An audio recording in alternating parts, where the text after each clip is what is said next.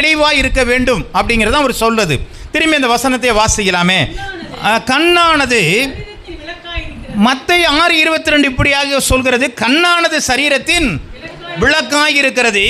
உன் கண் தெளிவாய் இருந்தால் உன் சரீரம் முழுவதும் வெளிச்சமாயிருக்கும். அப்போ கண்ணு தான் நம்முடைய உள்ளத்தினுடைய ஒரு வாசலாக இருக்கிறது இல்லைங்களா? அப்போ இதில் போகிற காரியம் உள்ளத்தினுடைய தெளிவையோ அல்லது தத்தளிப்பையோ கொண்டு வருகிறது, அதுவாக தான் இருக்குது. இப்போ இந்த வசனத்தில் நம்ம வாசிக்கும் பொழுது ஒரு 3 காரியங்களை உங்கள்கிட்ட சொல்ல விரும்புகிறேன். என்ன என்று சொன்னால், நம்ம பழைய காலங்களில் இந்த திருவிழாவுக்கெல்லாம் போகும்பொழுது கண்ணாடி வச்சுருப்பாங்க இல்லைங்களா? பார்த்துருக்கீங்களா? குச்சியில் குத்தி வச்சுருப்பாங்க, கலர் கலராக கண்ணாடி, சிகப்பு, மஞ்சள், பச்சை. பார்த்துருக்கீங்களா? அதே சின்ன பிள்ளையாக இருக்கும்போது நம்ம போட்டுட்டு என்ன பண்ணுவோம்? சின்ன பிள்ளையாக இருக்கும் பொழுது பயங்கரமாக என்ன பண்ணுவோம்? அதை போட்டுட்டு அங்கிட்ட இங்கிட்டெல்லாம் யாருக்குமே அனுபவம் இல்லைங்களாங்க? நான்லாம் அதுமாரி பண்ணியிருக்கேன். நீங்கள்லாம் அப்படி பண்ணலாம், ரொம்ப சுத்தவான்களாக இருப்பீர்கள் என்று சொல்லி நான் நினைக்கிறேன். அப்போ என்ன பண்ணுவோம்? அது வேடிக்கையான ஒரு கண்ணாடி தான், சும்மா ஏதோ கொஞ்சம் காசாக இருக்கும், அது போட்டுக்கிட்டு நம்ம என்ன பண்ணுவோம்? அது ஒரு பெருமையாக நம்ம போன காலங்களெல்லாம் உண்டு. அப்போ அந்த கண்ணாடி எப்படி இருக்குன்னா, சிகப்பு கலரில் இருக்கும், பச்சை கலரில் இருக்கும், மஞ்சள் கலர்லாம் இருக்கும். அப்போ இதெல்லாம் என்ன பண்ணுது என்று சொன்னால், என்னுடைய பார்வையில் நான் பார்க்கிற பொருள் எல்லாம் சிகப்பாக காட்டுகிறது, ஒன்று மஞ்சளாக காட்டுகிறது அல்லது பச்சையாக காட்டுகிறது. அப்போது நான் இந்த கண்ணாடியை எப்படியெல்லாம் போட விரும்புகிறேனோ அப்படியெல்லாம் என்ன செய்கிறதுங்க? மாற்றி காண்பிக்கிறதா இருக்கிறது. அப்போ இந்த கண்ணாடியை நான் எதை விருப்பப்படுறேனோ அதுபோல் என்னுடைய கண்ணாடியை மாற்றும் பொழுது அது அந்த காரியத்தை கொண்டு வருகிறது. நான் வேதங்களை வாசிக்கும் பொழுதும் நம்முடைய மன விருப்பத்தின்படியாக சில வேளைகளை வாசிக்கிறோம். ஆமேன். நான் எதை நினச்சி பார்க்குறேனோ அதை மட்டும்தான் எடுத்துக்குவேன். ஆமேன். அதில் பைபிளை பார்த்துட்டேன், இது நல்ல வசனம், ஆமாம், இதில் கெட்ட வசனம், ஆண்டவர் கெட்டதெல்லாம் போடலை, எல்லாத்தையும் பார்த்துட்டு நல்லதுன்னு தான் போட்டிருக்கிறார். ஆமேன். நல்ல சாபத்தையும் ஆசீர்வாதத்தை நான் உனக்கு வைத்திருக்கிறேன் என்று சொல்லி ஆண்டவர் சொல்லியிருக்கிறார். அவை ஒன்று கெட்டது கிடையாது. ஆனால் நம்முடைய பார்வையில் இந்த வசனமெல்லாம் நல்லது, நான் இதை மட்டும்தான் எடுத்துக்குவேன் என்று சொல்லி நமக்கு விருப்பமான காரியங்களை அதில் தெரிந்து கொண்டு இருக்கிறோம் இல்லைங்களா? இதை தான் நம்ம படிக்கிறோம். நல்ல வசனமாக பார்த்து எடுங்க, நல்ல வசனமாக எடுத்து ஜெபம் பண்ணுங்க. இப்படி நம்ம என்ன பண்ணுறோம்? அதுவும் இந்த ஏசாயாவில் பார்த்தா வாக்குத்தத்தங்கள்லாம் நமக்கு ரொம்ப சந்தோஷமாக இருக்குது. அதை பற்றியெல்லாம் கவலை இல்லை. அந்த வசனம் எனக்கு கிடச்சிருச்சா, 1ஆம் தேதி வந்துருச்சு, வருஷத்தினுடைய முதல் வருஷத்தில் வரும்பொழுது பார்த்தோம்னா அந்த கார்டை பார்த்துட்டு என்ன பண்ணிடுறாங்க? இதுதான் எனக்கு வாக்குத்தத்தம். ஆண்டவர் உனக்கு சொன்னாரானா? இல்லை, யாரோ ஒருத்தர் கார்டு கொடுத்தார், வச்சுட்டு இதுதான் எனக்கு வாக்குத்தத்தம்னு சொல்லி நம்ம மன விருப்பத்தின்படியாக இந்த காரியத்தை செய்கிறோம். அப்போ இந்த கண்ணாடி என்ன பண்ணுகிறது? என்னுடைய விருப்பத்தின்படியாக நான் உலகத்தை நான் பச்சையாக பார்க்கணுன்னா பச்சை கண்ணாடி போட்டுக்குவேன், நான் சிகப்பாக பார்க்கணுன்னா சிகப்பு கண்ணாடியை போட்டுக்குவேன், மஞ்சளாக பார்க்கணுன்னா மஞ்சள் கண்ணாடியை போட்டு, இப்படி வேதத்தை என்னுடைய மன விருப்பத்தின்படியாக பார்க்க என்னால் முடிகிறது. ஆமே. இப்படி ஒரு கண்ணாடி வச்சுருக்கிறோம். இன்னொரு கண்ணாடி பார்த்தீங்கன்னா இந்த தொலைநோக்கின்னு ஒன்று இருக்கும், பைனாகுலர்னு ஒன்று இருக்கும். ஆமேன். இந்த பைனாகுலரை வச்சு நம்ம பார்க்கும் பொழுது தூரத்தில் இருக்கிறது நமக்கு எப்படி தெரியுங்க? ரொம்ப கிட்டக்க தெரியும் இல்லைங்களா? அதே போல் சின்னதாக இருக்கிறது என்ன பண்ணுங்க? பெருசாக்கி தெரிகிறத பார்க்கலாம். அப்போ இந்த பைனாகுலரை வைத்துக்கொண்டு நாம் சில வேளையிலே பார்க்கும் பொழுது இந்த வசனங்கள் ஒருவேளை சின்னதாக தெரியலாம், அல்லது சின்னதை பெரிதாக்கி காட்டலாம், அல்லது எனக்குள்ளே இருக்கிற வாக்குத்தத்தங்களை தூரமாக இருக்கக்கூடியதாக காட்டலாம். ஆமேன். அப்போது நான் பைனாகுலர் மூலமாக என்னுடைய வேதத்தை நான் வாசிப்பேனே, ஆனால் எனக்கு தவறான ஒரு காரியத்தை அது என்ன செய்யுங்க? எனக்கு சொல்லிக் கொடுக்கக்கூடியதாக இருக்கும். ஆமேன். புரிஞ்சுருக்கீங்களா? முதல் கண்ணாடியை போட்டுட்டு நம்ம பார்த்தோம்னா கலர் கலராக தெரியும். எதெல்லாம் எப்படியெல்லாம் நான் பார்க்கணும்னு நினைக்கிறேனோ அப்படியெல்லாம் பைபிளை பார்க்கலாம். ரெண்டாவது ஒரு காரியம், அது தொலைநோக்கியாக இருக்கிறபடினால் ரொம்ப தூரத்தில் இருக்கிறத கிட்டக்க காட்டும், கிட்டக்க இருக்கிறத எட்டி காட்டும், அல்ல என்ன பண்ணுங்க சின்னதை பெருசாகி இப்படியெல்லாம் காட்டுறதுனால அது எனக்கு என்ன பண்ணுங்க? ஒரு தவறான கண்ணோட்டத்தை இது என்னால் என்ன செய்யுங்க? காட்ட முடியும். மூன்றாவது ஒரு காரியம், அதற்கு நுண்ணோக்கின்னு சொல்லுவோம் இல்லைங்களா? என்ன சொல்லுவாங்க அதுக்கு? பைனாகுலர் இல்லை, மைக்ராஸ்கோப். இந்த மைக்ராஸ்கோப் வச்சு பார்க்குறது எதுக்குங்க பார்க்குறாங்கன்னா, ஆய்ந்து பார்க்கறது, ஆராய்ந்து பார்ப்பதற்காக தான் என்ன பண்ணுறாங்க? அந்த மைக்ராஸ்கோப் வச்சுருக்கிறோம். அப்போ இந்த வேதத்தை நான் மைக்ராஸ்கோப் மூலமாய் நான் பார்ப்பேனே, ஆனால் அது எப்படி இருக்குங்க? ஆழ அகலங்களை நான் என்ன செய்யுங்க? ஆராய்ந்து பார்க்க முடியும். அப்போ என்னுடைய பார்வை என்ன என்று சொன்னால், நான் எதை கொண்டு பார்க்கிறேன்? நான் வேதத்தை எதை கொண்டு பார்க்கிறேன்? அல்லது இந்த உலகத்தை நான் எதன் மூலமாக நான் பார்க்கிறேன் என்று சொல்லி பார்க்கும் பொழுது நான் என்னுடைய கண்ணோட்டம் சரியாக இருக்க வேண்டுமானால் நான் நுண்ணோக்கி மூலமாகத்தான் பார்க்க வேண்டும். அல்லேலூயா. நான் இந்த வேதத்தை ஆராய்ந்து பார்க்க வேண்டும். அறிவுபூர்வமாக இது என்ன என்று தெரிந்து கொள்ள வேண்டுமானால் நான் மைக்ரோஸ்கோப் மூலமாக தான் நான் என்ன பண்ணணுங்க. அதுக்காண்டி மைக்ரோஸ்கோப் உள்ளெல்லாம் வச்சு பார்த்தீங்கன்னா வேறு என்னமோ தெரிஞ்சிடும். ஒரு உதாரணத்துக்கு தான் சொல்கிறேன். ஆராய்ந்து பார்க்க வேண்டும் என்பதற்காக இதை நான் சொல்கிறேன். கர்த்தருடைய நாமம் மகிமைப்படுவதாக. இப்போ நம்ம தலைகளை தாழ்த்தி நாம் ஜெபிப்போம். பரிசுத்தமுள்ள எங்கள் நல்ல பிதாவே, ஆண்டவரே, என் கண்ணானது தெளிவாக இருந்தால் என் சரீரம் தெளிவாக இருக்கும் என்று சொல்லி இந்த வேதத்தில் வாசிக்கிறோம். இந்த வேதத்தை ஆண்டவரே நாங்கள் ஒரு மைக்ரோஸ்கோப் மூலமாக ஆய்ந்து பார்க்க ஆண்டவரே எங்களுடைய உள்ளத்தை நீங்கள் திறந்திருளும்படியாய் ஒப்பு கொடுக்கிறோம்.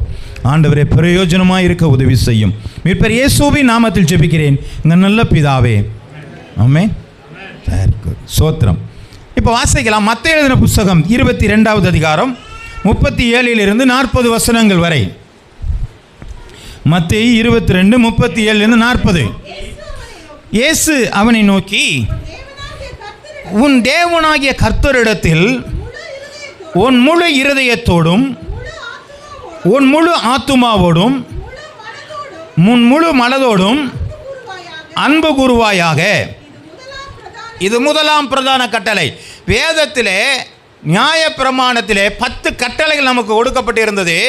இந்த 10 கட்டளைகளையும் ஆண்டவராகிய இயேசு கிறிஸ்து 2 பகுதியாக அவர் என்ன செய்கிறாருங்க, மாற்றி நமக்கு கொடுத்திருக்கிறார். அதிலே முதல் பகுதியை தான் நாம் வாசித்தோம். வாசிங்கள்.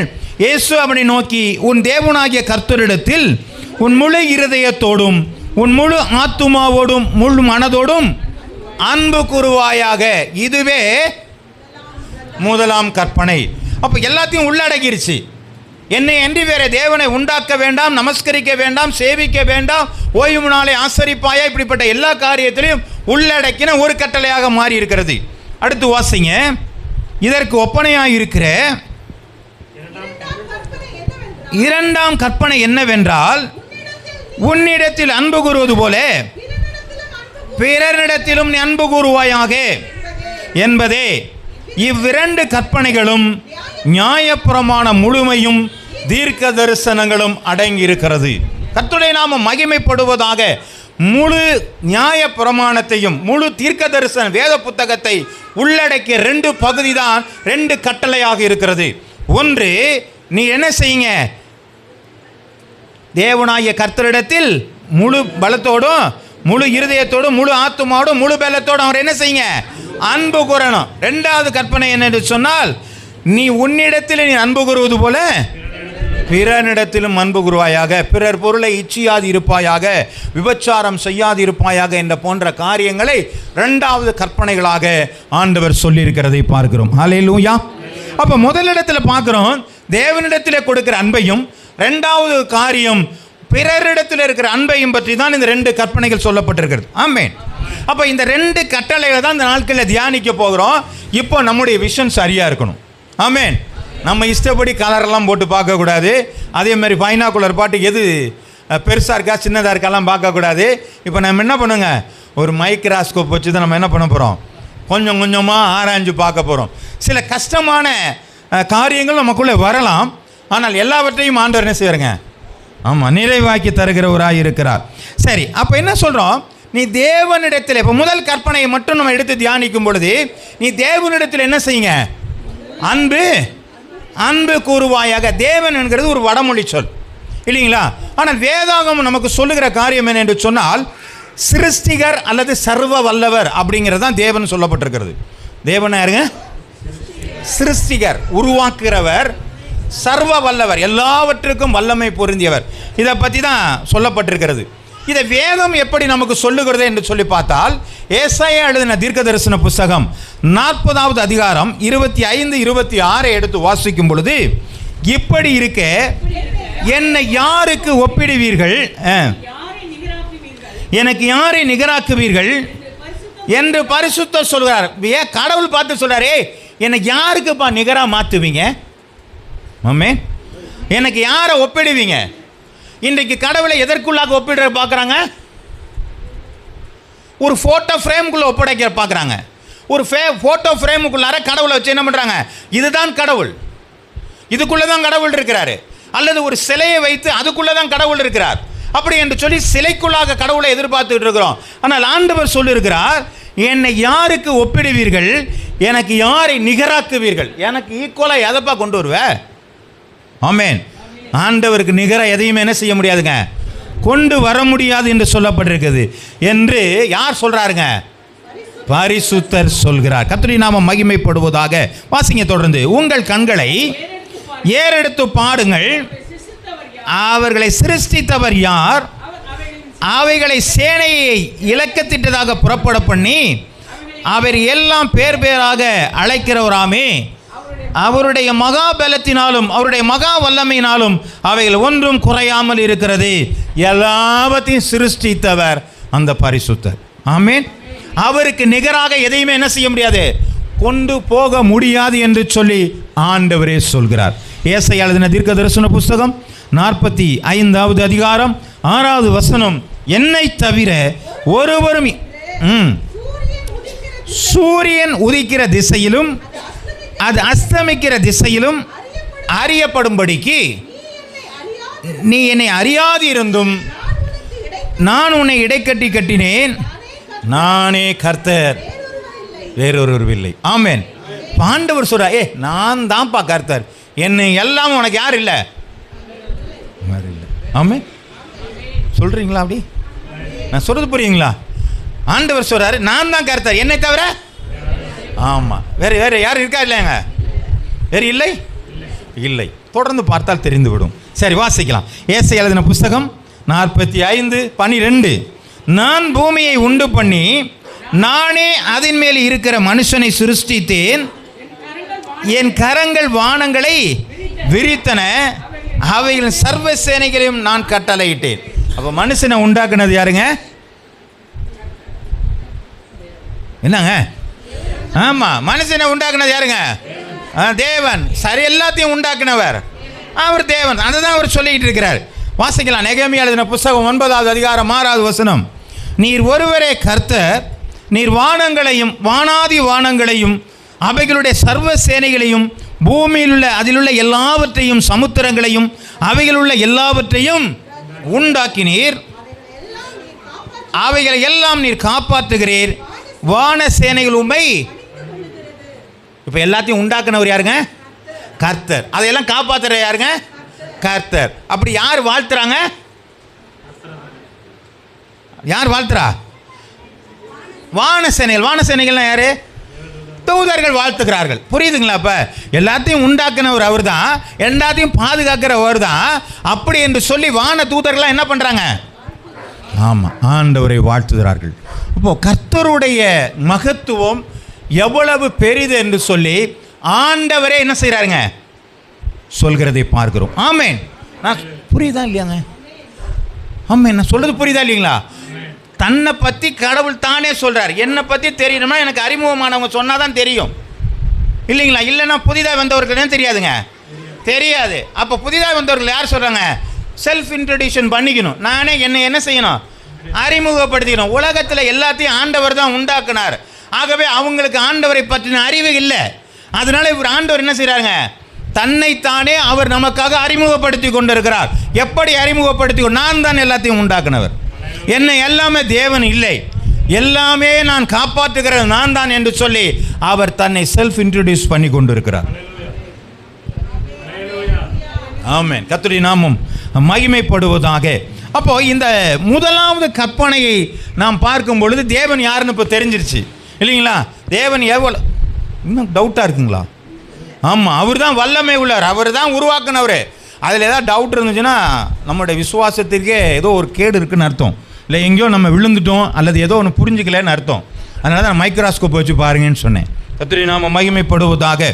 அப்போது இந்த முதலாம் கட்டளை எதை சொல்லப்பட்டிருக்குன்னா, இந்த ஃபஸ்ட்டு ப்ரிஃபரன்ஸ் அல்லது என்ன பண்ணுங்க, பீரியாரிட்டி, யாருக்கு முன்னுரிமை கொடுக்குறோம். இப்போ வாங்க கரெக்டாக எல்லாம் சொல்ல பார்த்தீங்களா? தேவன் தான் கடவுள், எல்லாத்தையும் உண்டாக்கினவர் அவர் தான் எல்லாவற்றையும் காப்பாற்றுகிறார். அப்படி என்று சொல்லி வான தூதர்கள் அவர்களை என்ன செய்கிறாங்க? பணிந்து கொள்கிறார்கள் என்று சொல்லி பார்க்கிறோம். இப்போ அந்த தேவனை நாம் எந்த நிலையிலே வைத்திருக்கிறோம்? எல்லாத்தையும் உண்டாக்குனவர், சர்வ சேனையும் உண்டாக்கினவர், எல்லாத்தையும் காப்பாற்றுகிற அந்த தேவன். திரும்ப திரும்ப அதை ஏன் சொன்னா, நாம் இன்னைக்கு சுவாசத்தை விட்டு உள்ளே போயிட்டு திரும்பி வர்றதுக்கே அவர் தான் காரணம்.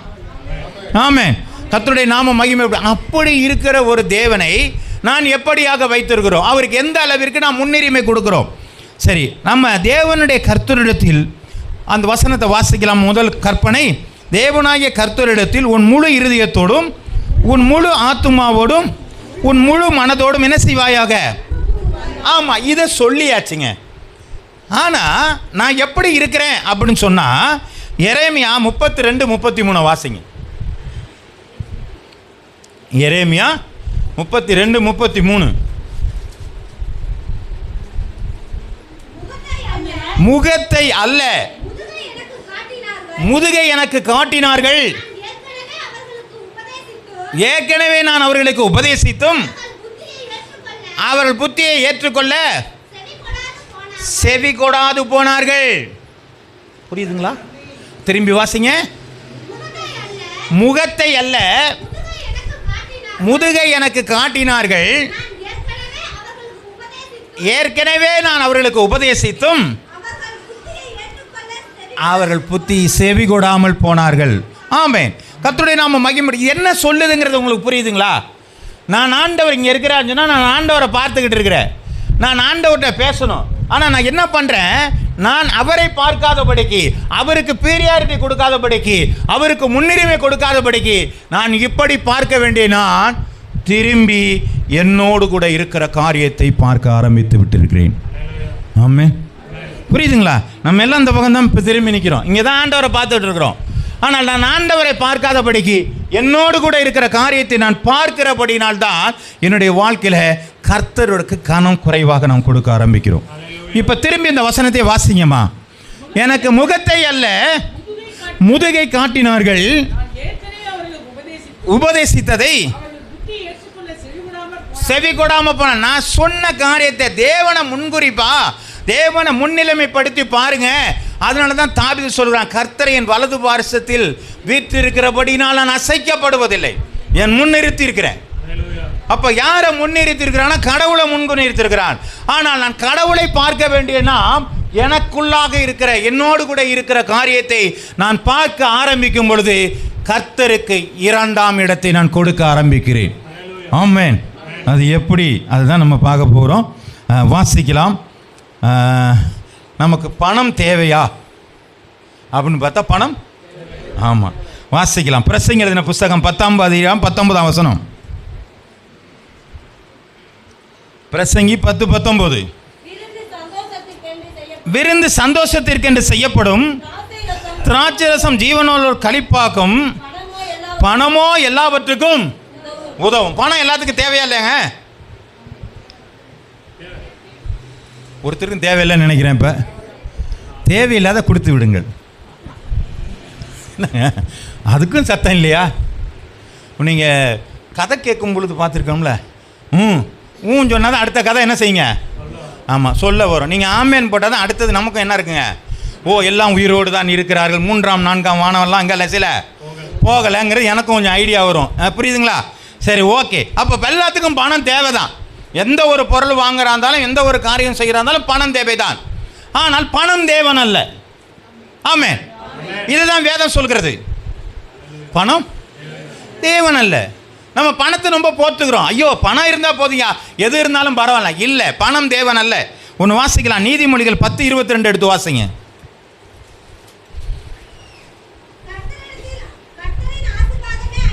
கர்த்தருடைய ஆசீர்வாதமே ஐஸ்வர்யத்தை தரும், வேதனையை கூட்டார். நமக்கு பணம் தேவன் அல்ல, ஆனால் ஆண்டவர் அதை கொடுக்குறார்.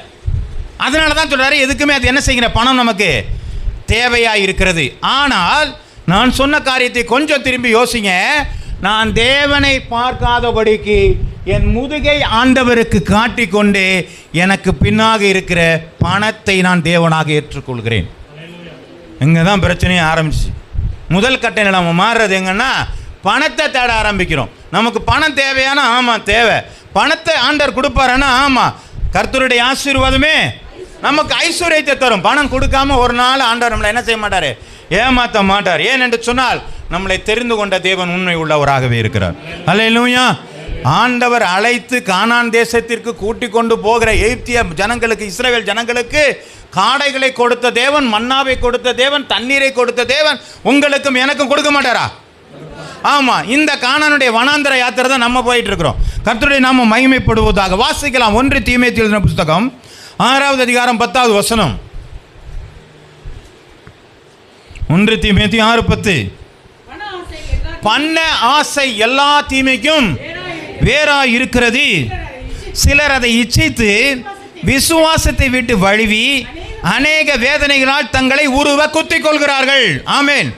பணம் பணம் பணம் பணம்னு சொல்லி பணத்துக்கு பின்னாடி போய் தங்களுடைய என்ன செய்கிறாங்க, விசுவாசத்தையே விட்டு போயிட்டாங்க. ஐயா சர்ச்சுக்கு போகணுமா, அடையா நிற்கிற காசு கிடைச்சா போதுங்க, எங்கே போய் அங்கே போயிட்டு இருக்கணும், எனக்கு பணம் தான் முக்கியம். இன்னைக்கு பணத்தை நாம் முன்னுரிமை கொடுத்து விசுவாசத்திலேருந்து விலகி விட்டார்கள். அதுதான் முதுக காட்டுற வேலை. நான் ஆண்டவரை முன்னாடி நிற்கல, பணம் தான் எனக்கு முன்னாடி நிற்குது. அதனால உங்களுடைய விசுவாசத்தை இழந்து போகிறீர்கள். ஆனால் ஆண்டவர் பணம் தேவையில்லைன்னு சொன்னாரா? தேவைன்னு சொல்லியிருக்கிறாரு. கொடுக்க மாட்டேன்னு சொன்னாரா? கொடுக்குறேன்னு சொல்லியிருக்காரு. எப்போ கொடுக்குறேன்னு சொல்லியிருக்காரு? என்னுடைய ஆசீர்வாதமே உனக்கு ஐஸ்வர்யத்தை தரும்பா என்று சொல்லி ஆண்டவர் சொல்லியிருக்கிறார். வாசிக்கலாம் எபிரேயருக்கு எழுதின புத்தகம் 13வது அதிகாரம் 5வது வசனம். எபிரேயர் நீங்கள் பண ஆசை இல்லாதவர்களாய் நடந்து உங்களுக்கு இருக்கிறதை போதுமென்று எண்ணங்கள். நான் உன்னை விட்டு விலகுவதும் இல்லை, உன்னை கைவிடுவதும் இல்லை. ஆண்டவரை சொல்ற, எப்பா நான் உன்னை கைவிட மாட்டேன்ப்பா, உன்னை விட்டு நான் விலக மாட்டேன். பண ஆசை இல்லாமல் உன்கிட்ட எவ்வளோ இருக்கு அதை வச்சு நீ சந்தோஷமாயிரு. ஆமே, நமக்கு சந்தோஷ குறை எப்போ வருதுன்னு சொன்னால், அடுத்தவனை பார்த்து அவன்கிட்ட பணம் இருக்கு, என்கிட்ட பணம் இல்லைன்னு பார்க்கும் பொழுது எனக்கு பண ஆசை வர ஆரம்பிக்கிறது. நான் தேவனை விட்டு விலக ஆரம்பிக்கிறேன். ஆமென். நாமும் மகிமைப்படுவதாக. அப்போ பணம் எனக்கு தேவையில்லை. பணம் எனக்கு என்ன பண்ணுதுங்க? எனக்கு தேவன் அல்ல, பணம் எனக்கு கடவுளாக மாறிவிட்டதுனால தான் என்னுடைய கடவுளை நான் இரண்டாவதாக கொண்டு சேர்க்கிறேன். ஆமென். வாசிக்கலாம் எபிரேயர் 13:5. அது வாசிச்சாச்சா? ஆமாம். பண ஆசையில் உங்களுக்கு இருக்கிறவளை போதும் என்று எண்ணுங்கள். நான் உன்னை விட்டு விலகுவதும் இல்லை, உன்னை கைவிடுவதும் இல்லை என்கிற ஆண்டவர் நம்ம ஒரு நாளும் கைவிட மாட்டாருங்க. அதனால தான் வேதம் அழகாய் சொல்கிற, நீதிமான்களுடைய பிள்ளைகள் ஒருவேளை சாப்பாட்டுக்கு இறந்து திரிகிறதை நான் காணேன். கடவுளுடைய பிள்ளைங்க ஒரு நாள் ஆசீர்வாத குறைவாக இருக்கவே முடியாதுங்க. கர்த்தர், ஏன்னா ஆண்டவர் தான் எல்லாமே முன்னோக்கி வச்சுருக்கிறாங்க. திரும்பவும் சொல்கிறேன், யார் ஆண்டவரை முன்வரிச்சிருக்கிறாங்களோ அவங்கள ஒரு நாள் ஆண்டவர் விட மாட்டார். நீங்கள் ரெண்டாவதாக கொண்டு போனீங்கன்னா உங்களுக்கு பிரச்சனை ஆரம்பிச்சிச்சுன்னு அர்த்தம். ஆமென். சரி, பணம் தேவன் அல்ல, ரைட். ரெண்டாவது ஒரு காரியம் என்ற பிள்ளைகள் தேவன் அல்ல. கஷ்டமா இருக்கு இல்லையா? உங்கள் பிள்ளைகள் தேவன் அல்ல. நம்ம முக்கியம் கொடுத்துருவோம், பிள்ளைகளுக்கு முக்கியத்துவம். பிள்ளை சொன்னா இன்னைக்கு இல்லைங்க, இன்னைக்கு பிள்ளை வேணான்றுச்சுங்க, நாங்கள் போகலைங்க, பிள்ளை அதுக்காக வேணான்னு சொல்லிட்டு, இப்படி நிறையா காரியங்களை நாம் ஆண்டவரை விட்டு விலகுறோம். என்னங்க இப்படி சொல்லிட்டீங்கன்னா எப்படிங்க? அப்படி ஆண்டவர் சொன்னாரே. வாசிக்கலாம் ஒரு வசனத்தை, சங்கீதம் 127:4 எடுத்து வாசிங்க. இந்த பிள்ளைகள் யாராக சொல்லப்படுகிறது? 127:4. பிள்ளைகள் கர்த்தரால் வருகிற சுதந்திரம், கற்பத்தின் கனி அவரால் வருகிற. ஆமாம். அப்போ பிள்ளை யார் கொடுத்ததுன்னு சொல்றீங்க? அப்போ அதை ஆண்டவர் விட்டுருவாராங்க? நான் சொல்கிறது புரியுதுங்களா? ஒரு வசனம் சொல்கிறது. நான் என்ன கேட்குறேன், பிள்ளைகள் தேவன் அல்லன்னு சொன்னேன், அதை நான் கொஞ்சம் ஆராய்ஞ்சு பார்ப்போம். ஆனால் ஆண்டவர் சொல்கிறார் பிள்ளைகள் கர்த்தரால் வருகிற. ஆமாம், ஆண்டவர் நமக்கு கொடுத்துருக்க நல்ல ஈவு, நல்ல ஒரு ஆசீர்வாதம் பிள்ளைகள் நமக்கு.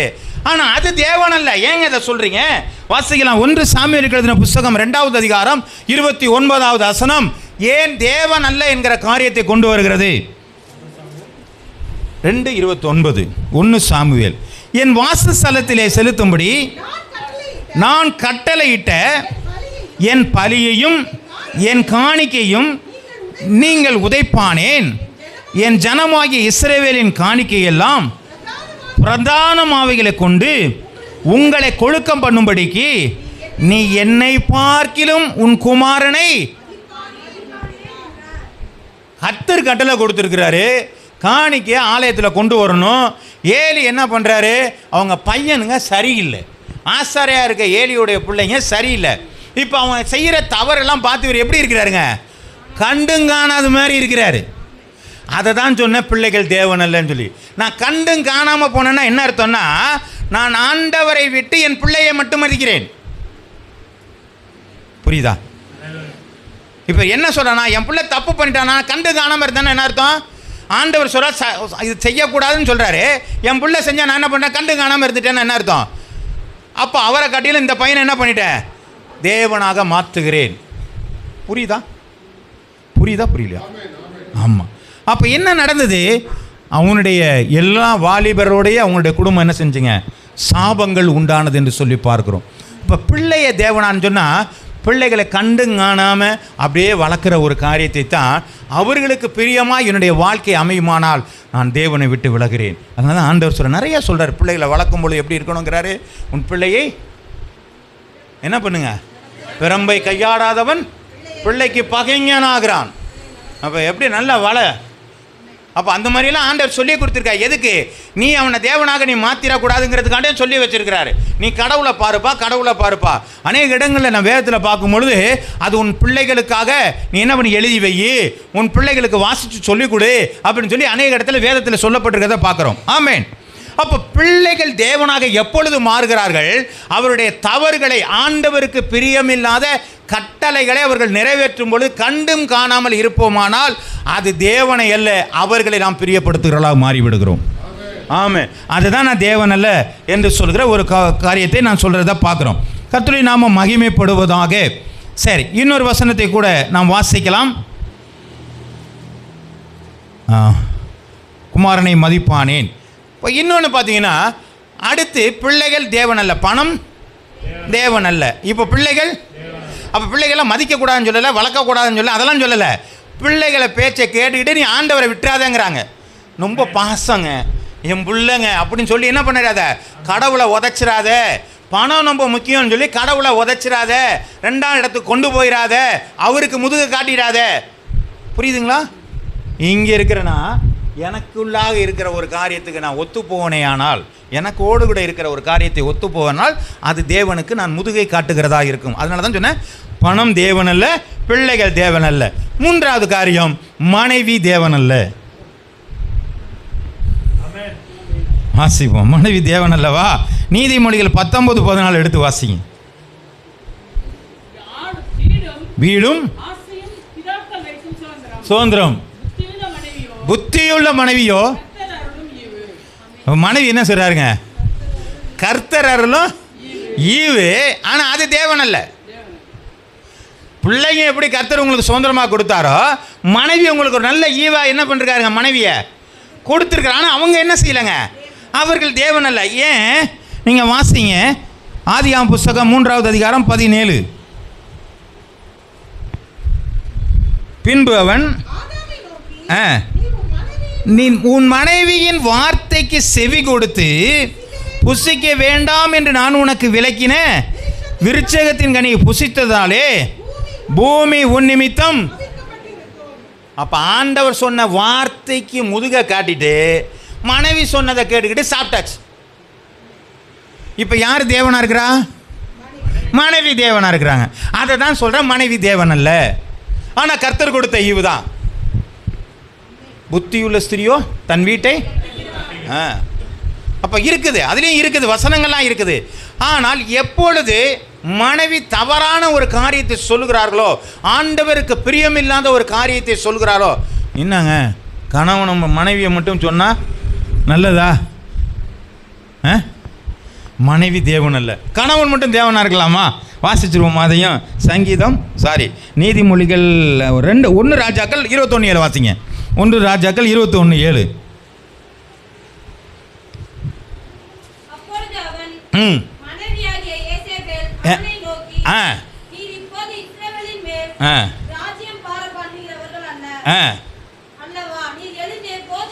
நீ போஜனம் பண்ணு,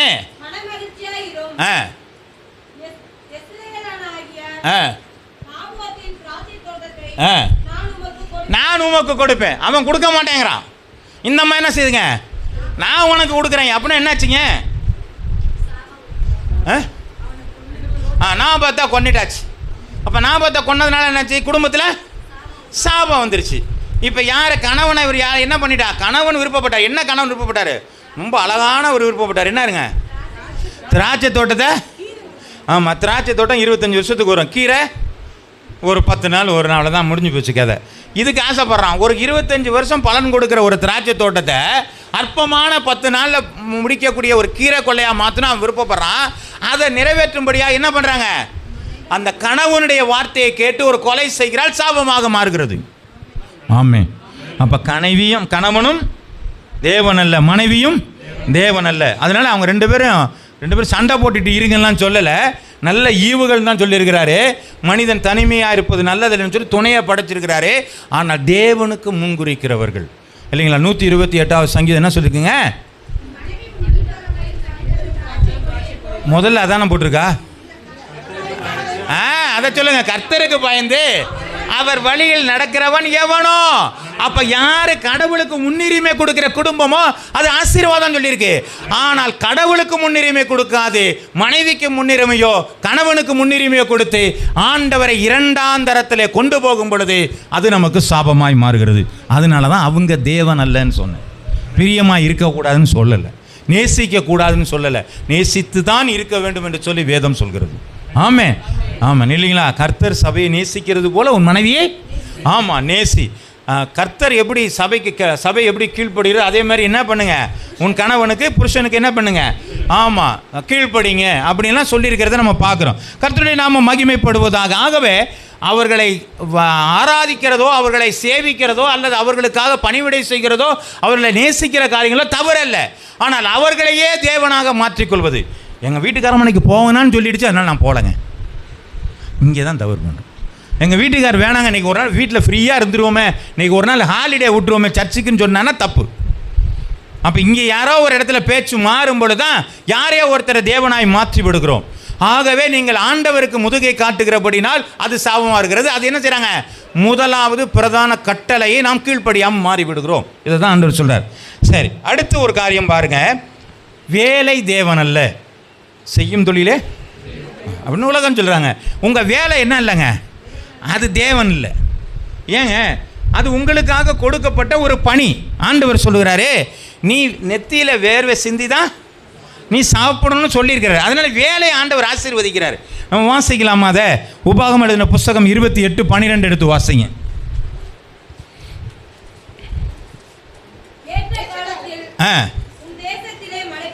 உன் ஏற்ற காலத்தில் உன் தேசத்திலே மழை பெய்யும், நீ கையிட்டு செய்யும் வேலைகளை எல்லாம் ஆசீர்வதிக்கவும் கர்த்தர் உனக்கு வானத்தின் என்ன செய்வார்? பொக்கிஷசாலையை திறப்பார். அப்போ உன் கையிட்டு செய்கிற பிரயாசத்தெல்லாம் ஆண்டவர் திறப்பார், உன்னை ஆசீர்வதிப்பார்னு சொல்லியிருக்கிறாரு. அதனால் வேலையை ஆசீர்வதிக்க மாட்டேன்னு சொல்லலை, ஆனால் வேலையே தேவனாக இருக்கக்கூடாது. ஆமாம், புரியுதுங்களா? இன்றைக்கி வேலைங்க சில நேரத்தில் ஞாயிற்றுக்கிழமையில் ஷிஃப்ட்டு மாறிக்கும் இல்லைங்களா? நான் டிரான்ஸ்போர்ட்டில் வேலை பார்க்கும்போது ஷிஃப்ட்டு ஞாயிற்றுக்கிழமை வந்துருச்சுன்னா அதனால் என்ன செய்ய முடியாது, இதை தவிர்க்க முடியாத காரியம். நான் அதை சொல்லவே இல்லை. ஆனால் வீட்டில் இருந்துக்கிட்டு அதுதான். அப்போ என்ன பண்ணுவோம், நான் வேலைக்கு போகிறேங்க, இன்றைக்கி ஒரு நாள் கிடைச்சா டபுள் பேமெண்ட்டு. நம்ம அப்படியெல்லாம் நம்ம போனோம்னா ஆண்டவரை நம்ம என்ன செய்கிறோங்க, முதுகை காட்டுகிறோம். வாசிக்கலாம் அந்த ஒரு வசனத்தை கூட. யாத்திராமம் எழுதின புஸ்தகம் 35வது அதிகாரம் 2வது வசனம். நீங்கள் 6 நாள் வேலை செய்ய வேண்டும், 7ஆம் நாளோ உங்களுக்கு பரிசுத்த நாளாக இருப்பதாக, அது கர்த்தருக்கென்று ஓய்ந்திருக்கும் ஓய்வு நாள், அதிலே வேலை செய்கிறவன் எவனும். வசனத்தை வாசிச்சிருக்கோமாங்க? ஓய்வு நாளில் சொந்த பேச்சை பேசாமல் வீட்டில் உட்காந்து கதை அடிக்காமல் என்ன பண்ணுங்க, தந்த கட்டிலில் மஞ்சத்தில் ஒய்யாரமாக இருந்து தங்களை சீராட்டி மதுபானத்தெல்லாம் குடிச்சிட்டு அப்படி ஜாலியாக இருக்கிறதெல்லாம் உங்கள் வேலை. அது ஆண்டவருடைய நாள். அந்த நாளில் ஆண்டவருடைய சமுத்திரம் வந்து நிற்கணும். எவ்வளோ நேரம் நிற்கணும்? ஆராதனை எவ்வளோ நேரம் அவ்வளோ நேரம் நிற்கணும். ஆமென். அது ஓய்வு நாள், அது பரிசுத்த நாள். அப்போ அந்த நேரத்தில் தான் இருக்கணும். நான் அதை விட்டுட்டு நான் ஒன்றும் இல்லை, நான் இன்றைக்கி போனோம்னா எனக்கு வேலை ஜாஸ்தி, இன்றைக்கி இந்த வேலை கிடச்சிச்சின்னா எனக்கு ஒரு கூட காசு தரேன்னு சொல்லியிருக்கிறாங்க அப்படின்னு சொல்லி நான் ஓய்வு நாளை, நான் ஆராதனை நாளை நான் மாற்றுகிறேன் நான் இருந்தால் நான் யாராக இருக்கிறேன்னு அர்த்தங்க, கொலை செய்ய கடவுன்னே சொல்லியிருக்காண்டவர். அப்போ நான் ஆண்டவருக்கு முதுக காட்டுறேன். அப்போ நமக்கு எப்படி வருங்க, நீங்கள் ஆண்டவரை 2ஆவதாக மாற்றினாலே நமக்கு ஆசீர்வாதம் இல்லாதபடிக்கு வேற ஒரு ஆள் வந்து உட்காந்துருவான். ஆமென். பிசாசை துரத்தியாச்சு, போயிருச்சு. ஆனால் திரும்பி வந்து போன இடத்த வந்து பார்க்கும் பொழுது நல்ல அலங்கரிக்கப்பட்டிருந்தா என்ன பண்ணுங்க, பின்னாடி போய் 7 கூட்டிகிட்டு வந்துடும். அப்போ என்னாச்சு, 7.5 ஆயிருமா, 8 ஆயிரும். அதனால் பின்னாடி 7 வந்து அது வந்து 8 ஆகி ஏகப்பட்டது வந்துடும். முன்னாடி 1 தான் இருந்துச்சு பிரச்சனை, இப்போ எத்தனை பிரச்சனை வருதுங்க? ஆமாம், இன்னொரு 1 சேர்த்து 8 பிரச்சனையும் ஆயிடுது நமக்கு. ஆகவே நீங்கள் ஆண்டவருக்கு முன்னுரிமை கொடுக்குன்னா எல்லா வயலும் எனக்கு நேரம் இருக்குதாங்க. அதனால சொல்கிறாங்க அநீதி எல்லாம் பாவம் தான் சொல்லியிருக்கு. நான் எதை பாவம்னு நினைக்கிறேன்னு சொன்னால், நான் ஏதோ ஒரு குற்றம் செஞ்சால் தான் பாவம் இல்லைங்க. எது நீதியற்ற காரியங்களோ எல்லாமே பாவம் என்று தான் சொல்லப்பட்டிருக்குது. ஆமே, எல்லாமே கர்த்தருக்கு விரோதமான காரியம். அநீதியாக இருக்கக்கூடாது. எதுங்க நீதி? நான் ஆண்டவருக்குன்னு இன்றைக்கி நாள், அந்த நாளை நான் ஒரு நாள் செலவு பண்ண மாட்டேயா. இதனால் எனக்கு எவ்வளோ பணம் வந்தாலும் பரவாயில்ல, இன்றைக்கி என்னால் இருக்க முடியுமா, போகாமல் இருக்க முடியுமா, எனக்கு ஷிஃப்ட்டு கட்டாயம் நான் போனால் பிரச்சனை இல்லை, அது ஆண்டவர் அறிவார். ஆமே, இன்னும் எங்கிட்டும் பேசுகிறீங்களா? நாகமானுக்கு ஒரு காரியம் இருந்துச்சு தெரியுங்களா? அவன் தான் தம்முஸ் கோயிலில் போய் நான் பணியும் பொழுது, நானும் பணிகிற மாதிரி இருக்குமேன் பொழுது கர்த்தர் உன் இருதயத்தை அறிவார்னு இருக்காங்க. அதனால் நம்ம வராதற்கான இருதயத்தை ஆண்டவர் என்ன செஞ்சுருப்பாருங்க, அங்கே தான் இடிக்கும். நம்ம யாருக்கும் தெரியாமல் இருக்கலாம், ஆனால் தேவன் எல்லாத்தையும் பார்த்துட்டு இருக்கிறாரு. அதனால தான் சொல்கிறேன், நீங்கள் இந்த காரியத்தை வேலையை நீங்கள் தேவனாக எண்ணுவீர்களானால், நீங்கள் ஆண்டவருக்கு முதுகை காட்டுவீர்களானால் அது உங்களுக்கு ஆசீர்வாத குறைவுகளை கொண்டு வருகிறதா இருக்கிறது. அடுத்து நம்ம ஒரு காரியத்தை நம்ம வாசிக்கலாம். மார்க் எழுதின புஸ்தகம் 12வது அதிகாரம் 17வது வசனம்.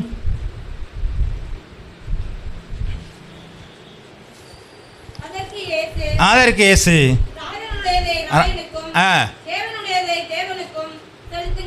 அதுதாங்க பிரச்சனை. எது கடவுளுக்குரியதை கடவுளை கொடுத்துருங்க, எது உலகத்துக்குரியதை என்ன செஞ்சிருங்க, உலகத்துக்கு கொடுத்துருங்க. ஆமே, 6 நாள் உலகத்தில் கூடிய நல்ல சந்தோஷமாயிருங்களேன். ஆமே, நீங்கள் ஞாயிற்றுக்கிழமை எங்கள் வீட்டில் குடும்பத்தோடு இருக்கணும். ஏன் 5 மணிக்கு மேலே வேலை முடிஞ்சதுக்கப்புறம் என்ன பண்ணுறோம், வீட்டில் வந்து எல்லோரும் சந்தோஷமாக இருக்கலாம் இல்லையா? ஆனால் அப்போ மட்டும் வெளியில் போய் சுற்றிக்கிட்டு இருக்கிறோம் இல்லைங்க. நமக்கு நிறையா சந்தர்ப்பங்களை ஆண்டவர் கொடுத்த, எதை ராயனுக்கு கொடுக்கணுமோ அதை ராயனுக்கு கொடுத்துருங்க, எது தேவனுக்கு கொடுக்கணுமோ அதை தேவனுக்கு கொடுங்கள். அதைத்தான் ஆண்டவர் சொல்கிறார், என்ன என்று உனக்கு வேறு தேவனே உண்டாயிருக்க வேண்டாம், நமஸ்கரிக்க வேண்டாம், சேவிக்க வேண்டாம் என்று சொல்லப்பட்டிருக்கிறது.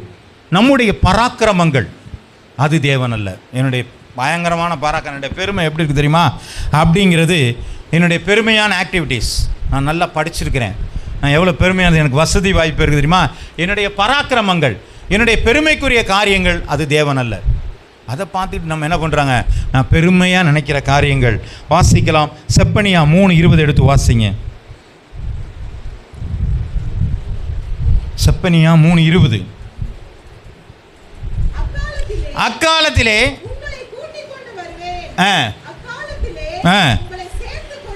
சேர்த்துக்கொள்வேன், உங்கள் கண்காண திருப்பும் பொழுது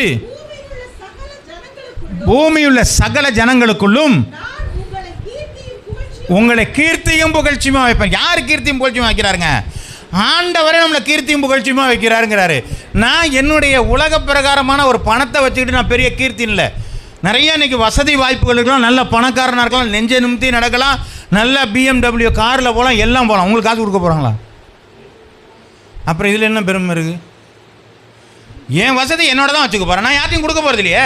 அப்புறம் இதில் எனக்கு என்னங்க பெருமை இருக்குது? நான் எதாவது கொடுத்தா தானே எனக்கு பெருமை. அப்புறம் நெஞ்ச நிமித்துற வேலை அதில் என்னங்க இருக்குது? என்னோட காசு இருக்குன்னு நெஞ்ச நிமித்துறனா என்ன பிரயோஜனம்? ஒன்றும் இல்லையே. நீ யாருக்கும் கொடுக்க போகிறல, நீ தான் வச்சுக்க போகிற. பிரயோஜனம் இல்லாத ஒரு பெருமை எதுக்குங்க? ஆண்டவர் சொல்ல, உன்னை கீர்த்தியும் புகழ்ச்சியுமாய் வைப்பேன். ஆண்டவர் ஒருத்தனை உயர்த்தணும் நினைச்சா அவர் சின்னவனை 1000 சிறியவனை பலத்த ஜாதியுமாய் மாற்றுகிற ஒரு தேவனாய் இருக்கிறார். அல்லேலூயா. அதை ஏற்ற வேளையில் ஆண்டவர் செய்வார் என்று சொல்லப்பட்டிருக்கிறது. ஆகவே நம்மள்கிட்ட இருக்கிற பணமோ படிப்போ பொருளாதாரமோ அதை வச்சுக்கிட்டு தேவனை நீங்கள் இரண்டாவதாக கொண்டு போய் விடாதீர்கள். வாசிக்கலாம், தானியேல் எழுதின புஸ்தகம் 4வது அதிகாரம் 30வது வசனம்.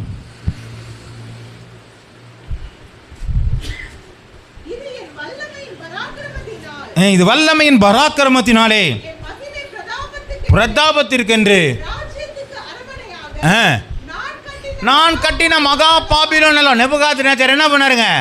அப்படியே அரண்மனையை பார்த்தாரு, சுற்றி பார்த்தாரு. ஏய், என் பெயர் பிரஸ்தாபத்திற்கு நான் கட்டின மகா பாபிலோன் நல்லவன தூக்கி கீழே போட்டார். மாடு மேய்க்கிற மாதிரி புல்லு மேய்ஞ்சிக்கிட்டு இருந்தார்.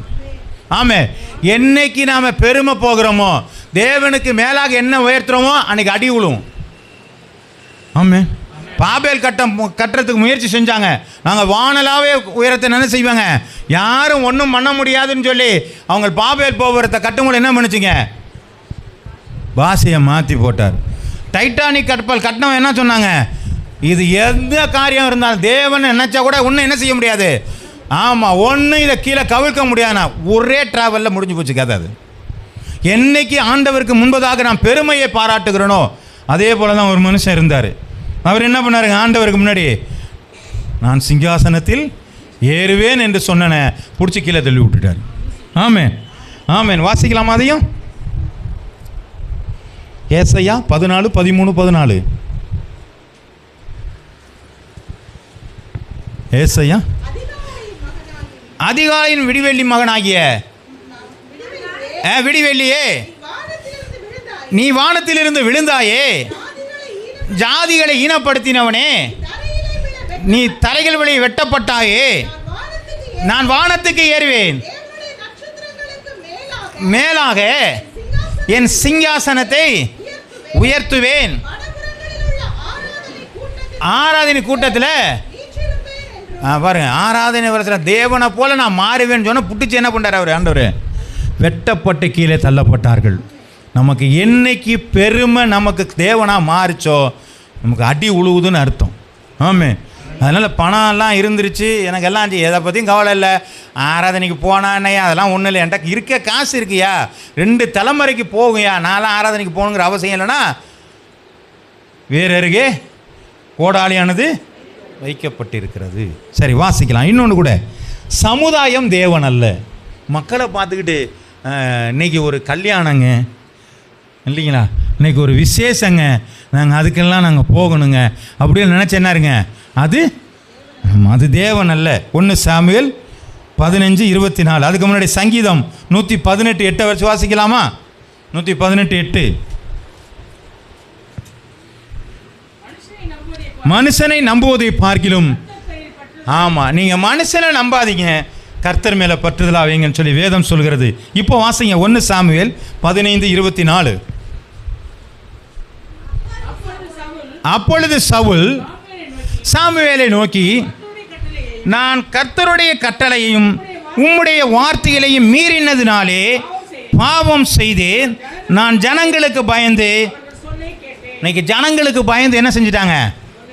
ஆமாம், பக்கத்து வீட்டில் இருக்கிறவன் சொல்லி கொடுப்பாங்க, கோயிலுக்கு போறியா நீ உருப்பிட்டுட்ட, உடனே என்ன பண்ணுவாங்க அவனுக்காகவே, ஆமாம் அவன்லாம் கிண்டல் பண்ணுறான்யா, நாம ஏன் அங்கெல்லாம் போகணும், சும்மா வீட்டில் இருந்துருவோம் விடு. நீ மற்ற மனுஷனை யாரையும் பார்க்காதீங்க, தேவனை மட்டுமே பாருங்கள். மனுஷனுக்கு பயப்படுகிற பயம் கண்ணியை வருவிக்கும். நான் சமுதாயத்துக்காக நான் வாழலைங்க, எனக்காக நான் வாழ்கிறேன். சமுதாயத்துக்காக நான் சம்பாதிக்கல, எனக்காக நான் சம்பாதிக்கிறேன்.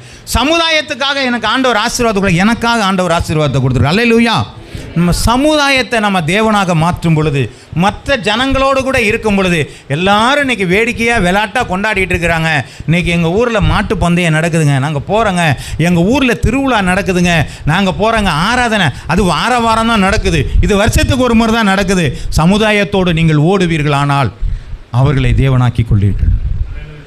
ஆமாம், எல்லாரும் தீபாவளி கொண்டாடுறாங்க, நம்ம என்ன பண்ணுவோங்க, அட்லீஸ்ட் வேறு ஏதாவது ஒரு பண்டிகை வச்சு கொண்டாடிடுவோமேங்க. எல்லாரும் தீபம் கொளுத்துறாங்க, நம்மளும் கொஞ்சம் கொண்டாடுவோம். நீங்கள் சமுதாயத்தை பார்த்து நீங்கள் வாழ்ந்துடாதீங்க. சமுதாயம் என்ன வேணாலும் பண்ணிட்டு போட்டும், ஆனால் தேவனுக்குன்ற ஒரு சட்டம் இருக்கிறது. அதில் நீங்கள் மாறினீங்கன்னா நீங்கள் சமுதாயத்தை தேவனாக மாற்றி விட்டீர்கள், தேவனுக்கு முதுகை காட்டுகிறீர்கள். அல்லேலூயா. பாருங்கள், எத்தனை காரியம் இருக்குது நம்ம பாருங்கள். பணம் தேவனாக மாறுகிறது, பிள்ளைகள் தேவனாக மாறுகிறார்கள், மனைவி கணவன் பிள்ளைகளாக மாறுகிறார்கள். என்ன செய்கிறாங்க, வேலை கடவுளாக மாறுகிறார்கள் இல்லைங்களா. பராக்கிரமனுடைய பெருமைகள் கடவுளாக மாறுகிறது, சமுதாயம் கடவுளாக மாறுகிறது. இதெல்லாம் நமக்குள்ள பிரச்சனை, விசுவாசிகளுக்குள்ள பிரச்சனை தான் இதெல்லாம். இதில் தான் ஆண்டவர் சொல்கிறாரு, என்னை என்று வேறு தேவனை உண்டாக்காத, நமஸ்கரிக்காத, சேவிக்காத. அப்போ என்ன மட்டும் நீ பாரு, ஆனால் உனக்கு எல்லாத்தையுமே நான் தந்திருக்கேன், எல்லாத்தையும் நான் உனக்கு ஆசீர்வதிக்கிறேன், எல்லாத்தையும் உனக்கு நான் பாதுகாக்கிறேன், உன்னை நான் விட்டு விலகலை, உன்னை கைவிடலை. உன்னை உள்ளங்கையில் வச்சு நான் பாதுகாக்கிறேன், எல்லாத்தையும் ஆண்டவர் சொல்லியிருக்கிறார். இவ்வளத்தை கொடுத்துக்கிட்டு நீங்கள் மற்றதை தேடாதப்பா, என்ன மட்டுமே தேடுன்னு சொல்கிறார். ஆனால் அதை தவிர மற்றதெல்லாம் நாம் தேடும் பொழுது தான் நம்முடைய வாழ்க்கையில் ஆசீர்வாத குறைவுகள் உண்டாக ஆரம்பிக்கிறது. ஆமேன். சரி, ரெண்டாவது ஒரு கட்டளை. முதல் கட்டளை புரிஞ்சிச்சிங்களா? நான் எதுவும் வேணான்னு சொல்லலை, எல்லாமே கர்த்தர் கொடுத்து தான். ஆனால் அதை தேவனாக மாற்றி விடாதீர்கள். நீங்கள் ஆண்டவருக்கு முன்னுரிமை கொடுத்து நீங்கள் வாழும் பொழுது எல்லாமே உங்களுக்கு ஆசீர்வாதமாக நமக்கு என்ன செய்யுங்க, மாற ஆரம்பிக்கிறது. ரெண்டாம் கட்டளை நாம் பார்க்கும் பொழுது லவ் டு எவ்ரிவே, எப்படி ஆயிலும் உங்களுடைய அன்பை நீங்கள் வெளிக்கொணருங்கள். ஆமென். ரெண்டாவது என்ன சொல்லியிருக்காங்க? உன்னிடத்தில் நீ அன்பு கூறுவது போல பிறரிடத்தில் அன்பு. எப்படியாவது உங்கள் அன்பை நீங்கள் என்ன செஞ்சுருங்க, வெளிப்படுத்திடுங்க.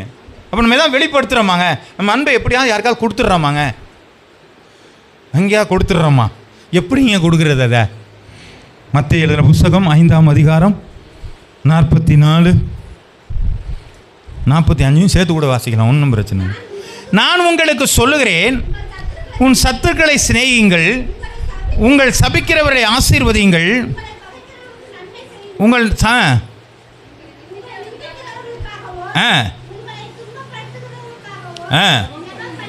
ஜெபம் பண்ணுங்கள். இப்படி செய்கிறதுனாலே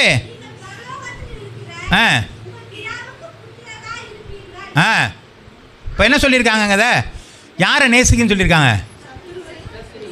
எப்படியா நேசிக்கிறான்? திட்டி விட்டு போயிட்டாயா, என்னை அடிச்சுட்டு போயிட்டாயா, எனக்கு எப்போ பார்த்தாலும் கூட இருந்தால் குழி பறிக்கிறாயா, இல்லைங்களா? அப்படி இருக்கிறவன் எப்படி நேசிக்கிறது தெரியலங்க. ஆண்டவர் நேசிக்க சொல்கிறாரு, நீ அவனுக்காக ஜெபம் பண்ணுங்கிறாரு, அவன் மேலே அன்பு பாராட்டுங்கிறது. இதுதான் அன்பு. இப்போ ஆண்டவர் சொல்கிற வித்தியாசமாக இருக்கா இல்லையாங்க? நம்ம இப்படி பைபிளை தேடாமல் கலர் கண்ணாடியை போட்டு பார்க்கறதுனால நமக்கு என்ன பண்ணுங்க, நமக்கு விருப்பப்பட்ட மாதிரி பார்த்துட்டு என்ன பண்ணுறாங்க? சவுல் தாவீது கோலியாத்தா கொல்லலையா? விரோதி தானே, ரைட்டுங்களா? அவன் விரோதி தானே. அப்படியெல்லாம் நம்ம என்ன பண்ணுறோம், இப்படியெல்லாம் பார்த்துட்டோம். இல்லை, ஆண்டவர் சொல்கிற அந்த சம்பவமே வேறு. அதனால தான் மைக்ரோஸ்கோப் வச்சு வேதத்தை வாசித்து பார்த்தா தெரியும் உங்கள் சத்ரு யார் என்று சொல்லி. அதனால் சத்ருன்னு சொல்கிறேன்னு சொல்லிட்டு பிசாசு சத்ரு தான், ரொம்ப நேசிச்சிடாதீங்க. அவனே இல்லை, சத்ருங்கிறது நமக்கு பிரச்சனைக்குரிய நபர்களை தான் வேதம் சொல்லி கொண்டு இருக்கிறது. சரி, 1 கொரிந்தியர் 13ஆவது அதிகாரம் 1-8 வாசிங்க. நான் மனுஷர் பாஷையில் பேசினாலும் நீங்கள் என்னதான் அந்நிய பாஷை பேசினாலும் அன்பு இல்லைன்னா முடிஞ்சு போச்சு கதைன்னு அர்த்தம். ஓசையிடுகிற கைத்தாளம் போலவும் இருப்பேன். நான் தீர்க்க தரிசன வரம் இருந்தாலும் சகல ரகசியங்களை அறிந்தாலும் மலைகளை பெயர்க்கத்தக்க விசுவாசம் எனக்கு பயங்கரமாக இருந்து என்னாலும் அன்பு எனக்கு இராவிட்டால் ஒன்றும் கிடையாது. நீங்கள் எவ்வளவுதான் நல்ல அந்நிய பாஷை பேசினாலும், எவ்வளவுதான் உங்கள்கிட்ட வரம் இருந்தாலும், அன்பு இல்லைன்னா வேஸ்ட்டுன்னு போட்டிருக்கு. அன்பு நீடிய சாந்தமும் தயவும் உள்ளது. அன்புக்கு பொறாமை இல்லை. அன்பு தன்னை புகழாது, இருமாப்பாய் இராது, அயோக்கியமானதை செய்யாது, தற்பொழிவை நாடாது, சினம் அடையாது, தீங்கு நினையாது, அநியாயத்தில் சந்தோஷப்படாமல் சத்தியத்திலே சந்தோஷப்படும், சகலத்தையும் தாங்கும், சகலத்தையும் விசுவாசிக்கும், சகலத்தையும் நம்பும், சகலத்தையும் சகிக்கும். அன்பு ஒரு காலும் ஒழியாது. தீர்க்க தரிசனங்களாலும் ஒழிந்து போகும், அந்நிய பாஷைகளாலும் ஒழிந்து போகும், அறிவானாலும் ஒழிந்து போகும். அப்போ அன்பு எவ்வளோ பெருசுன்னு போட்டிருக்கு பாருங்க. உன் சத்துருவை சிநேகிங்கிறதுனா இந்த காரியம் இருந்தால் தான் சத்துருவே சிநேகிக்க முடியும். சகலத்தையும் மூடும், சகலத்தையும் சகிக்கும். என்னை அடித்தானா என்ன பண்ணுறதுங்க? அடிச்சிட்டு இல்லை அப்படியா? கர்த்தர் உன்னை ஆசீர்வதிப்பார். இந்த தான் அன்பு கூறுகிறது. ஏன்? அவன் அடித்ததையும் தாங்குன்னு சொல்லியிருக்கு, சகிக்கும்னு தான் போட்டிருக்கு. ஆமே. அது ஏன் அடித்தாங்கிறது பிரச்சனை வேறு. நம்ம பண்ணதுனால அடித்தானால அவனுக்காக ஏதாவது அடித்தானாங்கிறது தெரியலை, அது வேறு. சரி, சோத்திரம் உண்டாவதாக. வாசிக்கலாம். யோவான் எழுதின புத்தகம் 13ஆவது அதிகாரம் 34-35. நீங்கள் ஒருவரில் ஒருவர் அன்புள்ளவர்களாக இருந்தால்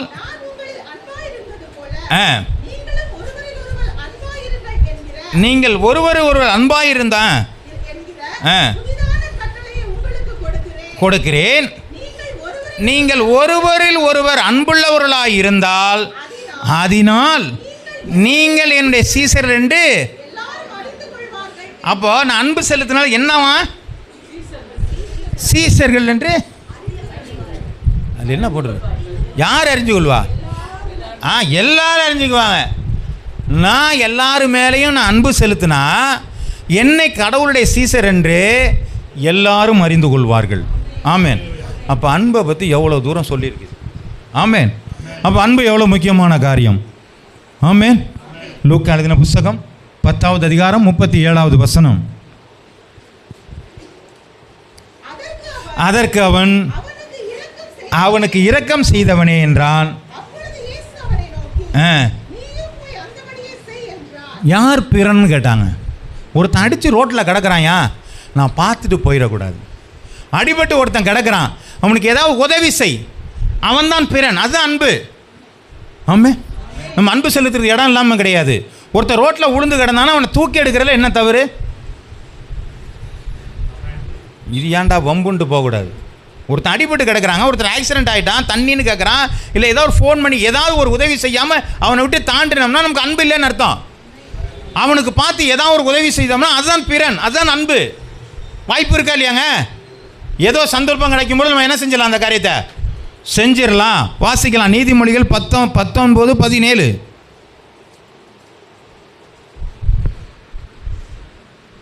ஏழைக்கு இறங்குறவன் கர்த்தருக்கு கடன் கொடுக்கிறான், அவன் கொடுத்தது எவர்?